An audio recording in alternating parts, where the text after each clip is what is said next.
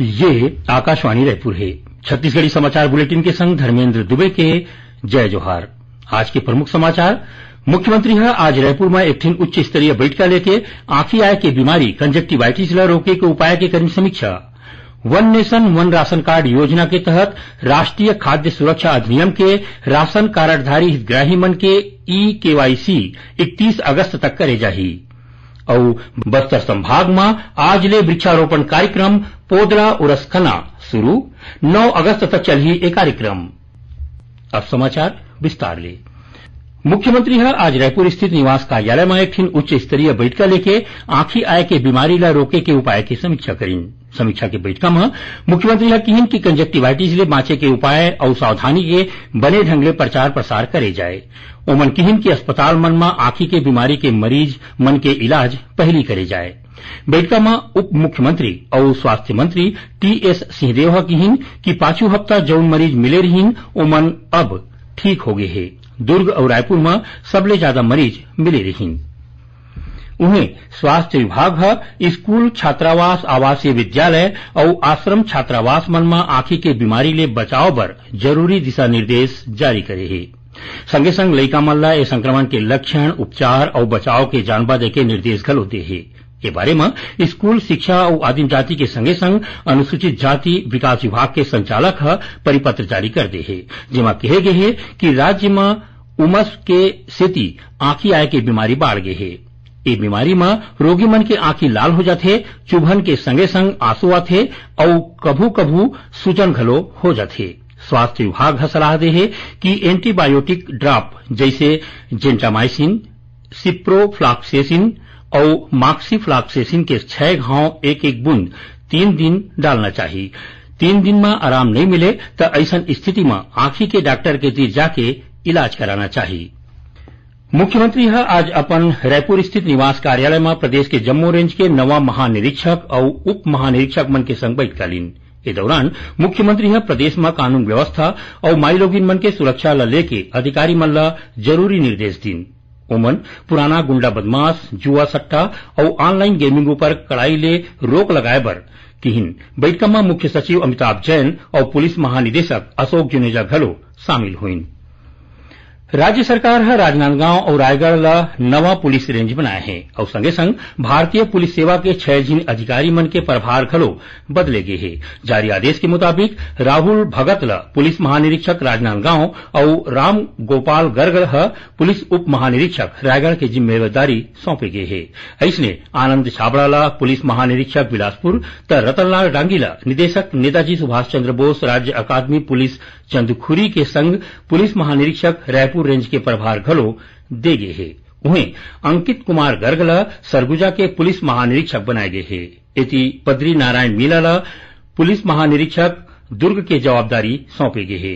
रतनलाल डांगी के रायपुर पुलिस महानिरीक्षक के पदभार लेके सेती पुलिस महानिरीक्षक अजय यादव रायपुर रेंज के प्रभार ले मुक्त हुई तो उन्हें गृह विभाग घलो बड़का फेरबदल करत 66 निरीक्षक और 533 उप निरीक्षक मन के तबादला करे है। वन नेशन वन राशन कार्ड योजना के तहत राष्ट्रीय खाद्य सुरक्षा अधिनियम के राशन कार्डधारी हितग्राही मन के ई केवाईसी 31 अगस्त तक करे जाही। ये बारे में खाद्य नागरिक आपूर्ति विभाग डहार ले जम्मू कलेक्टर मन ला जानबा दे गए है। ये योजना में राशन कार्ड में दर्ज जम्मू सदस्य मन के आधार नंबर के जानकारी प्रमाणीकृत होना जरूरी है।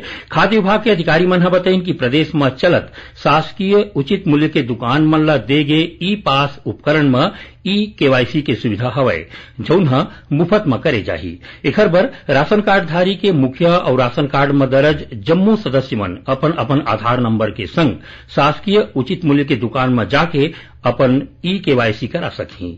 ई केवाईसी के कार्यवाही के संगे संग राशन घलो दे जाही। छत्तीसगढ़ी समाचार बुलेटिन आप मन आकाशवाणी रायपुर ले सुनत हो। छत्तीसगढ़ के खबर ले है आपकी वास्ता और खबर के विश्वसनीयता ले है हमार वास्ता। आकाशवाणी समाचार रायपुर के प्रादेशिक समाचार बुलेटिन के संगे संग हमार समसामयिक कार्यक्रम आप रेडियो के संग अपन मोबाइल में घलो सुन सकत हो। आकाशवाणी समाचार फेसबुक, ट्विटर और यूट्यूब में घलो हावय। हमार फेसबुक पेज हरे Chhattisgarh news on AIR, Twitter handle CGAIR news और हमार यूट्यूब चैनल हरे छत्तीसगढ़ AIR न्यूज। तो अब रेडियो के संगे संग आपके मोबाइल के माध्यम ले हम आप तक पहुंचत हन। छत्तीसगढ़ के हर खबर पर सुनत रहो आकाशवाणी समाचार। अब आगू बाढ़ों बाँचे समाचार को थी। प्रधानमंत्री नरेंद्र मोदी 30 जुलाई इतवार के दिन आकाशवाणी ले मन की बात कार्यक्रम में अपन विचार साझा करही। मासिक रेडियो कार्यक्रम के यह 103वां कड़ी होही।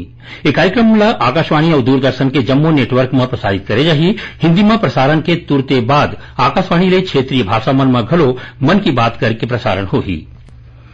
छत्तीसगढ़ राज्य औद्योगिक विकास निगम के अध्यक्ष नंद कुमार साय काली गौरेला पेंड्रा मरवाही जिला मुख्यालय में अधिकारी मन के संग बैठका लेके निगम के कामकाज के समीक्षा करीन। बैठका में डॉक्टर साय कहिन कि प्रदेश के वैद्य मन के पहचान करके औषधीय जड़ी बूटी मन ला सकेले बर कार्य योजना तैयार करे जाए। ओमन औद्योगिक विकास के तहत छत्तीसगढ़ औषधीय पादप बोर्ड ले मिल के वनौषधि पार्क बनाए ऊपर घलो जोर दीन।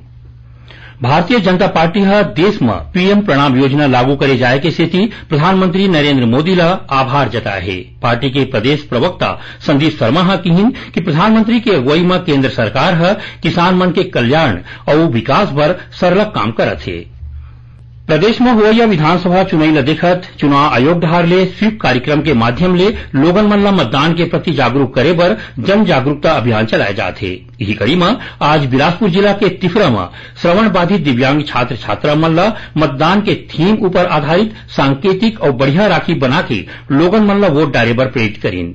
संगे संग लइका मन मतदान के महत्व विषय पर आधारित निबंध और स्लोगन लेखन प्रतियोगिता में घलो भाग लीन। बस्तर संभाग में आज ले वृक्षारोपण कार्यक्रम पोदला उरस कना शुरू हुई। ये कार्यक्रम 9 अगस्त तक चलही। बस्तर रेंज के पुलिस महानिरीक्षक सुंदरराज पी और कांकेर जिला के पुलिस अधीक्षक दिव्यांग पटेल शासकीय कन्या उच्चतर माध्यमिक विद्यालय कांकेर में शहीद राम कुमार यादव के सुरता में वृक्षारोपण कार्यक्रम की शुरुआत करीन। ऐसने बस्तर संभाग के आने जिला दंतेवाड़ा, सुकमा, बीजापुर, कोंडागांव और नारायणपुर में घलो शहीद जवान और माओवादी हिंसा में मारे गए लोगन मन के सुरता में वृक्षारोपण कार्यक्रम के शुरुआत करेगी। सुनैया मला बता दें कि प्रादेशिक समाचार एकांश ढार ले समसामयिक विषय पर आधारित साप्ताहिक कार्यक्रम बातों बातों में ए वक्त नई राष्ट्रीय शिक्षा नीति पर शशांक शर्मा रे ले गे भेंटवार्ता प्रसारित करे जाही। एक प्रसारण आकाशवाणी के रायपुर केंद्र ढार ले काली 29 जुलाई के बिहनिया 10:30 बजे ले करे जाही। एला छत्तीसगढ़ के जम्मू आकाशवाणी केंद्र एके संग्रह रिले करही। केंद्रीय स्वास्थ्य और परिवार कल्याण मंत्रालय जांजगीर जिला चिकित्सालय ला बढ़िया स्वास्थ्य सेवा पर राष्ट्रीय गुणवत्ता आश्वासन मानक प्रमाण पत्र दे है। एकर अलावा अस्पताल ला बढ़िया प्रसूति सुविधा और बाल चिकित्सा और सेवा मन बर घलो लक्ष्य और मुस्कान कार्यक्रम के तहत गुणवत्ता प्रमाण पत्र दे है। जानवा के मुताबिक केंद्रीय स्वास्थ्य मंत्रालय के टीम पाछू महीना जांजगीर जिला अस्पताल के निरीक्षण करके मरीज मन बर जरूरी सेवा के जांच परीक्षण करे रहीस। महिला और बाल विकास विभाग में पर्यवेक्षक पद पर परिसीमित सीधी भर्ती में आंगनबाड़ी कार्यकर्ता के रूप में 5 साल के अनुभव रखैया 45 साल ले ज्यादा उम्र के कार्यकर्ता मन घलो अर्जी कर सकते हैं। ये बारे में विभाग ढार ले जारी आदेश कर देगी है। एक भारत श्रेष्ठ भारत कार्यक्रम के तहत दिल्ली में होवैया युवा संगम क्रॉस कल्चर कार्यक्रम में भाग लेबर काली छत्तीसगढ़ के टीम दिल्ली रवाना हुई। टीम ला एनआईटी रायपुर के निदेशक डॉक्टर एनवी रमन्ना राव हरा झंडी दिखा के रवाना करीन। छत्तीसगढ़ के टीम काली और परम दिन नई दिल्ली के प्रगति मैदान में हुआ कार्यक्रम में नागालैंड के टीम के संग क्रॉस कल्चरल लोक नृत्य के प्रदर्शन करही। आखिर में प्रमुख समाचार एक घाव फिर। मुख्यमंत्री आज रायपुर में एक उच्च स्तरीय बैठका लेके आंखी आय के बीमारी कंजक्टिवाइटिस ला रोके के उपाय की करीन समीक्षा। वन नेशन वन राशन कार्ड योजना के तहत राष्ट्रीय खाद्य सुरक्षा अधिनियम के राशन कार्डधारी हितग्राही मन के ई-केवाईसी 31 अगस्त तक करे जाही।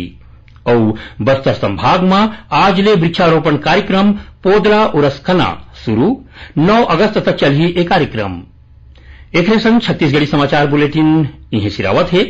जय जोहार।